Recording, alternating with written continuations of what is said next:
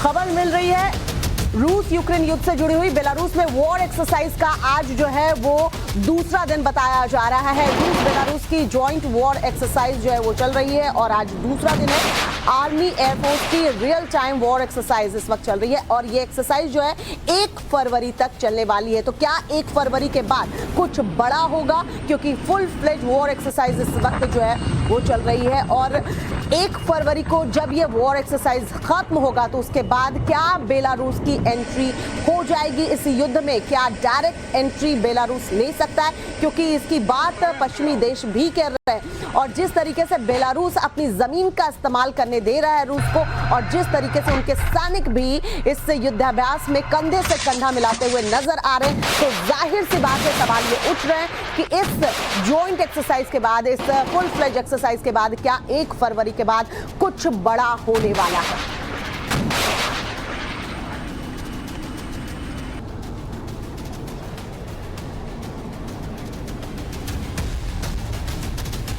तो ये जो युद्धाभ्यास हो रहा है, क्या ये मिशन यूक्रेन खलास के लिए है?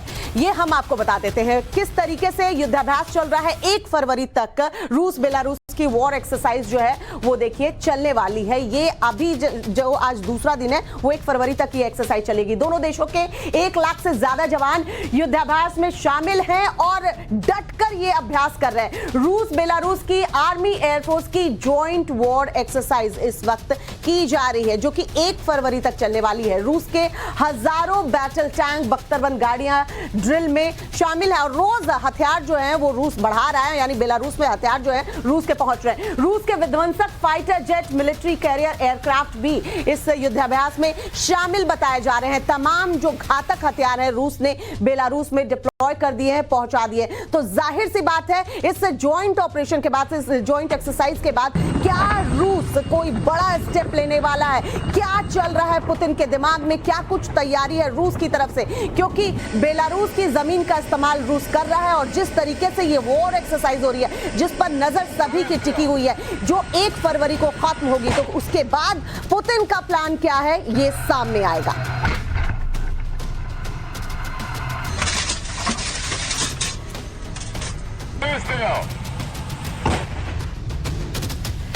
दरअसल ये सवाल यूं ही नहीं उठ रहा है कि रूस बेलारूस से यूक्रेन पर हमला करेगा, क्योंकि इससे पहले कई वॉर एक्सपर्ट्स ये दावा भी कर चुके हैं। इसके अलावा पिछले 1 साल की टाइमलाइन पर अगर नजर डाले तो आपको पता चलेगा कि युद्धाभ्यास के बाद कुछ बड़ा होने वाला है। इसलिए हम भी यही कह रहे हैं कि कुछ बड़ा होने वाला है। वो क्या होगा? फरवरी तक युद्धाभ्यास चलने वाला है। 1 फरवरी तक हम आपको बता चुके हैं। मार्च में यूक्रेन जो है वो किस तरीके से खलास होगा। दरअसल रशिया का प्लान क्या है ये बता दें। फरवरी 2022 की बात कर ले, रूस बेलारूस ने वॉर एक्सरसाइज फरवरी 2022 की बात करें तब जो है की थी और 24 फरवरी 2022 रूस ने यूक्रेन पर अटैक किया था। यानी पहले वॉर एक्सरसाइज फरवरी में होती है और 24 फरवरी वो वक्त जब देखिए 1 साल हो जाएगा इस युद्ध को।